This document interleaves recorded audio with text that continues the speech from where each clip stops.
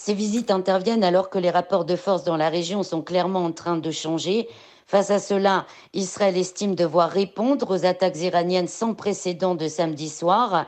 Des attaques qui étaient en fait, il faut le rappeler, la réponse promise de Téhéran après l'attaque israélienne meurtrière contre son consulat à Damas. Et dans une interview ces derniers jours, le chef de la diplomatie britannique, David Cameron, avait lui-même reconnu indirectement que l'Iran avait le droit de réagir suite à une atteinte à sa souveraineté nationale, mais il avait surtout dénoncé la nature des attaques contre Israël, les qualifiant de disproportionnées.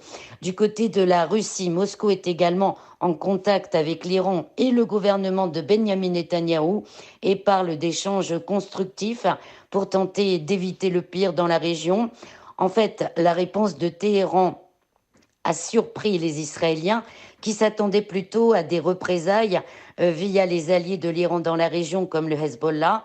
Le gouvernement de Benjamin Netanyahou a déclaré écouter les conseils des Européens et des Américains, mais qu'il y aurait bel et bien une attaque contre l'Iran. Il a cependant promis que cela n'entraînerait pas d'escalade régionale.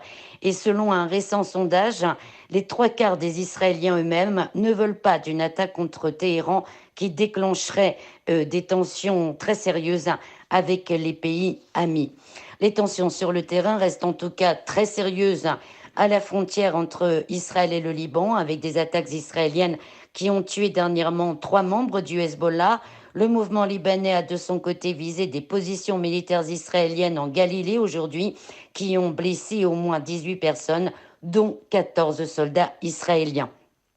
Avec tout cela, il ne faut pas oublier la situation en territoire palestinien occupé depuis 1967, avec une autre escalade qui est également en cours en Cisjordanie, cette fois-ci via les colons israéliens qui, appuyés par l'armée, ont attaqué ces derniers jours des dizaines de villages. Les colons ont également de plus en plus fréquemment ouvert le feu sur les familles palestiniennes, tuant en quelques jours 4 personnes, ce qui rend donc la situation extrêmement dangereuse pour les Palestiniens. Quant à la bande de Gaza, où Israël poursuit ses bombardements contre les populations civiles, on craint de plus en plus une opération terrestre de l'armée israélienne contre la ville du sud de Rafah, alors que les négociations sur un cessez-le-feu et un échange de prisonniers sont dans une phase critique, selon le Premier ministre du Qatar, qui assure que les efforts se poursuivent cependant pour tenter de sortir de l'impasse.